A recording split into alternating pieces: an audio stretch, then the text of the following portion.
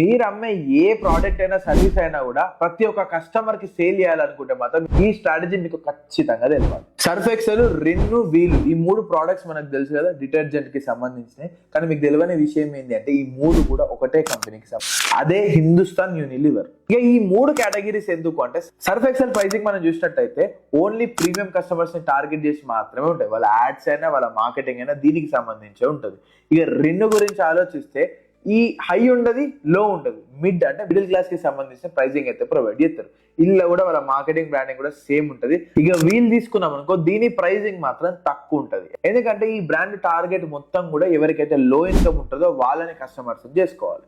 ఇక ఇట్లా మూడు డిఫరెంట్ ప్రోడక్ట్లు, మూడు డిఫరెంట్ ప్రైస్లల్లా మూడు డిఫరెంట్ కేటగిరీస్ ని టార్గెట్ చేసి లాంచ్ చేసి రిచ్, మిడిల్ క్లాస్, పూర్ ముగ్గురికి వాళ్ళ ప్రోడక్ట్స్ అమ్మి హిందుస్థాన్ యూనిలివర్ మొత్తం మార్కెట్ అయితే క్యాప్చర్ చేసుకుంది. ఇక ఇట్లనే మీ ప్రోడక్ట్ ఆర్ సర్వీస్ ని రకరకాల కస్టమర్స్ కి అమ్మాలంటే వాళ్ళకు తగ్గట్టు డైవర్సిఫై చేసి మార్కెటింగ్ చేయాలి. అప్పుడే మీరు మార్కెట్ ని 100% క్యాప్చర్ చేయొచ్చు. ఈ ఎట్లా డైవర్సిఫై చేయాలన్న డౌట్ కనుక మీకు ఉందనుకో వెంటనే ఈ ఛానల్ ని ఫాలో కొట్టుండ్రి. ఎవ్రీడే స్ట్రాటజీస్ తెలుగులో ఆసాని భాషలో మీ దగ్గర పట్టుకొస్తాం.